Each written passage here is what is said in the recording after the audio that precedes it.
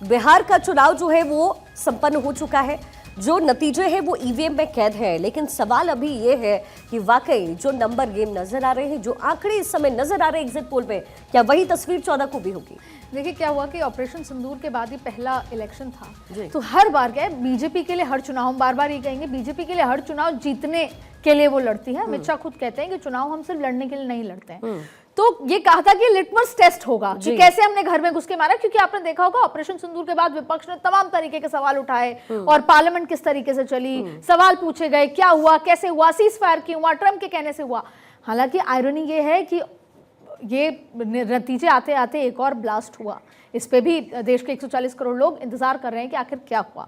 लेकिन इस चुनाव का जो हम ये बात करते हैं कि जिस मुद्दे पर वोट पड़ा है, मैं पहले भी कह चुकी हूँ, बीजेपी का एक बहुत ही क्लासिक स्टाइल है। सबसे पहले तो ये हिंदुत्व है, उसका एक उनका परमानेंट वोट बैंक है। फिर उनका आता है नियो नेशनलिज्म कि भाई दुनिया में कितनी तरक्की कर रहे हैं, मोदी जी कहाँ पहुंच चुके हैं, ट्रंप और तमाम तरीके के। तो वो कुछ लोग हैं जो प्रभावित होते हैं इस सब चीजों से लेकर।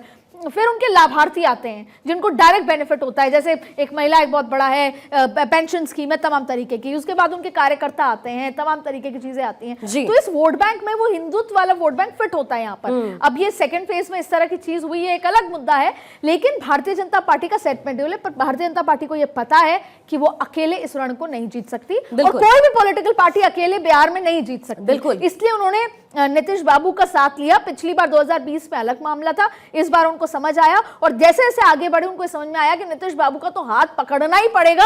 यहां तक कि इस तरह का अनाउंस भी करना पड़ा कि वही है हमारे विकल्प।